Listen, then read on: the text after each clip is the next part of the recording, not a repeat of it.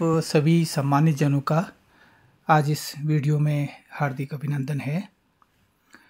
आज हम हैं अल्मोड़ा के निकट कसार बस्ती में, कहीं गंतव्य पर हैं। तो यहाँ से अत्यंत मनमोहक दृश्य दिखा।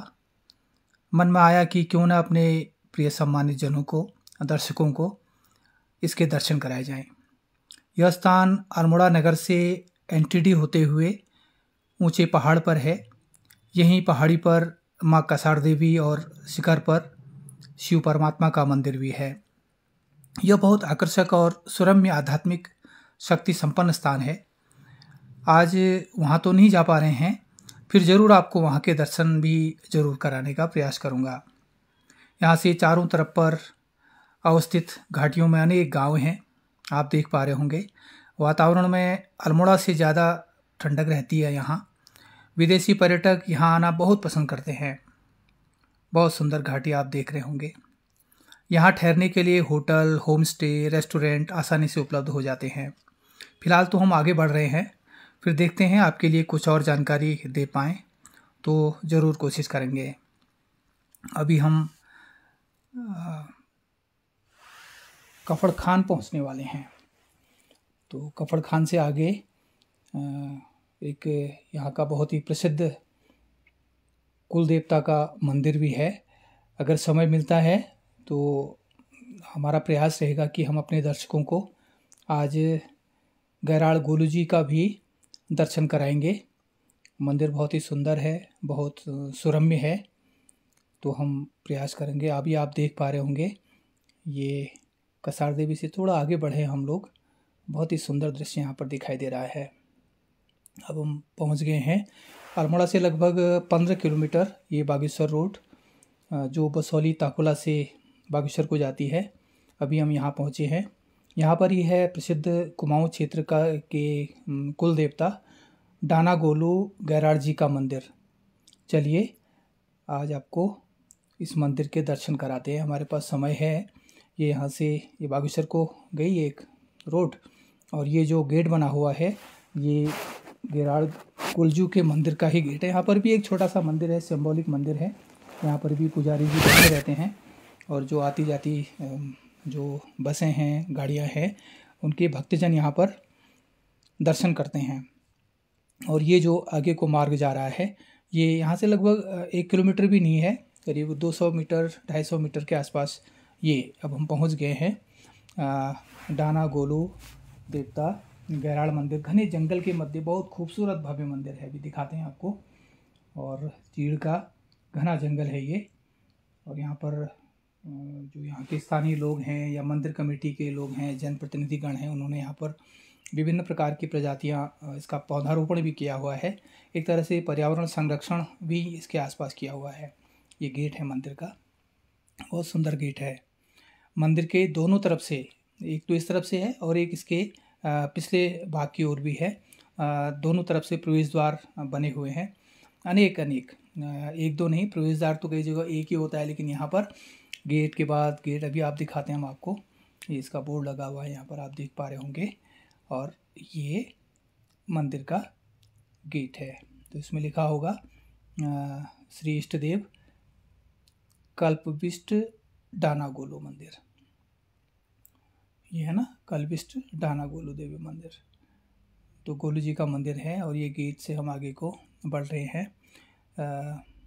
अभी हम मंदिर पर पहुंच जाएंगे। बहुत ज़्यादा नहीं है, मुश्किल से 200 मीटर होगा ऊपर। तो चलते हैं, दर्शन करते हैं। प्रातःकाल का समय है, सर्वत्र शांति छाई हुई है। कुमाऊँ क्षेत्र में इस मंदिर की चमत्कारिक शक्ति का अत्यंत महत्व है। और बहुत ही खूबसूरत गेट बने हुए हैं और उसमें देवी देवताओं के और गोलू जी गैराड़ जी के बहुत अच्छे नाम लिखे हुए हैं। अनेक नामों से इनको जाना जाता है। मान्यता है कि पूज्य कल्याण बिष्ट जी का जन्म पाटिया के निकट कतुड़ा गांव में हुआ। वे अत्यंत दयालु, कृपालु तथा दीनहीन कमज़ोर लोगों की हरदम मदद करते, बहुत शक्तिशाली, सदा कल्याणकारी थे। उनके महान त्याग और परोपकारी कर्तव्य से उनका सम्मान दिन प्रतिदिन बढ़ रहा था। ये जो हमने यहाँ की प्राचीन जो कहानी सुनी है वही हम आपको सुना रहे हैं। क्षेत्र के लोग इस कारण से उनका यशगान करते, उनका बहुत सम्मान करते। तो ये सब आप देख रहे होंगे। बस हम पहुंचने ही वाले हैं मंदिर पर। तो हम बता रहे थे कि क्योंकि उनका यशोगान चारों दिशाओं में यहाँ क्षेत्र में फैला हुआ था, और जैसे कि वो परोपकार की भावना रखते थे, न्याय की भावना रखते थे, और वो दीनहीन कमज़ोर जो यहाँ के क्षेत्रवासी थे उनकी बहुत मदद करते थे। तो क्षेत्र के लोग उनका बहुत हृदय से सम्मान करते। तो उनके इस बढ़ते हुए प्रभाव को जो चंद्रवंशी राजा थे, उनके पाटिया गांव के दीवान, तत्कालीन दीवान थे, उनका नाम था नौलखिया। तो वो सही नहीं समझ रहा था, वो उसको एक तरह से सहन नहीं कर पा रहा था उनके वर्चस्व को बढ़ते हुए। ये हम गेट पर पहुंच गए। तो उसी कारण से उसने उनके प्रति ईर्ष्या पाल ली, और धोखे से उसने उनके ही किसी रिश्तेदार के मार्फत उनकी हत्या करा दी। उनके महाराज जी जो कल्पविष्ट जी थे, उनके किसी रिश्तेदार को प्रलोभन दिया और कुल्हाड़ी से छल कपट से उनकी हत्या कर दी। तो ये मंदिर देखिए, आज सारी घंटियाँ बधी हुई हैं, और ये यहाँ की यज्ञशाला है। बहुत सुंदर भव्य मंदिर आप देख रहे होंगे। इसका जीर्णोद्धार कुछ समय पहले हुआ है, और अब इसकी खूबसूरती तो देखने लायक है सच में। और यहाँ ज़रूर आइए, यहाँ के दर्शन आप कीजिए। ये देखिए यज्ञशाला है, बहुत ही सुरम्य और खूबसूरत स्थान है, घने जंगलों के बीच में है। और सबसे बड़ी बात है कि अभी हम आगे को कहानी बताएंगे। ये देखिए, आप देख रहे होंगे यहाँ पर पशु, क्योंकि ये पशुपालक थे तो यहाँ पर पशु भी बांधे हुए हैं। ये यहाँ पर इनके दिव्य दर्शन आपको कराते हैं। पूज्य देवता कल्पविष्ट जी के श्री डाना गोलू जी महाराज जी के दर्शन कीजिए। ये हैं उनके दिव्य दर्शन। यहाँ पर उनकी मूर्ति लगी हुई है, बहुत सुंदर, बहुत सुंदर है। बहुत अच्छी वाइब्रेशन है यहाँ की, और एकदम शांति छाई हुई है। और विद्यालय जो ये मंदिर है, यहाँ पर काफ़ी स्वच्छता, और ये नक्काशी देखिए, जो मंदिर का गेट है, इतनी सुंदर इसमें लकड़ी में नक्काशी की गई है, बहुत ही सुंदर। और ये पत्थरों से बना हुआ है ये मंदिर, और छोटे छोटे पत्थरों को तराश कर बनाए गए हैं ये, और उसके पास उन पत्थरों में पॉलिश किया गया है, तो वो बिल्कुल एकदम चमकदार लग रहे हैं, बहुत खूबसूरत लग रहे हैं। अब हम मंदिर में प्रवेश कर रहे हैं। तो आपको दिख रहे होंगे दो बड़े बड़े पाषाण है, और उनके बीच में एक पाषाणवत एक मूर्ति है, वही प्राचीन यहाँ की मूर्ति है डाना गोलू जी की। ये मूर्ति के दर्शन कीजिए। हमारे सभी दर्शकों को शुभ हो उनके दर्शन, ऐसी मेरी कामना है। कल्पविष्ट जी महाराज आपको वरदानों से भरपूर करें, सुख शांति समृद्धि प्रदान करें। तो मैं कहानी आपको सुना रहा था कि जब छल कपट से उनकी हत्या कर दी गई, क्योंकि वे पशुपालक थे। उनके शव के आसपास उनकी भैंसें आकर पत्थर बन गई, पत्थर रूप में आ गई। तो यहाँ बहुत आयत काले पत्थर इस बात का प्रमाण है, जो मंदिर के आसपास आज भी हैं। अभी यहाँ पर मूर्तियाँ जो प्रदर्शित की गई हैं, ये दुर्गा माता जी की मूर्ति लगाई गई है। उन जो काले पाषाण जो मूल मंदिर है, मूल गर्भगृह जिसे कहना चाहिए, उसके आसपास, उसके चारों तरफ से ये मूर्तियाँ हैं। ये हैं कनफीनाथ जी, और आगे बढ़िए आप,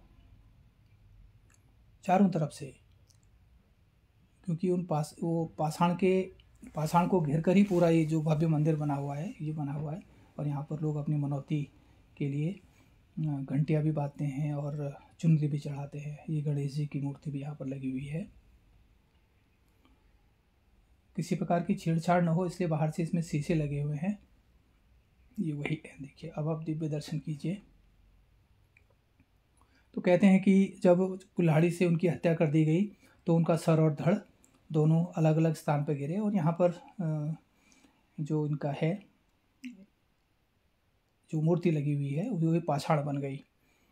तो ऐसे महान त्यागी, तपस्वी, दिव्य आत्मा जो सदा अविनाशी और शक्तिशाली हैं, यूँ तो उनको मारना बहुत मुश्किल ही है, क्योंकि वो तपस्वी थे, आदर्श व्यक्तित्व थे। तो अभी भी लोगों को अपने नाम के अनुरूप, जैसे कि उनका नाम पूज्य कल्याण सिंह था, तो कल्याणकारी ही हैं, सदा हितकारी हैं, वरदानी हैं। यहाँ आने वाले भक्तों के उन पर गहरी आस्था है, इसीलिए यहाँ पर मनौती मांगी जाती है। मनोकामना पूर्ण के लिए यहाँ पर लोग पत्र भी लिखते हैं और चुनरी चढ़ाते हैं। ये मंदिर के बाहर परिसर पर हैं।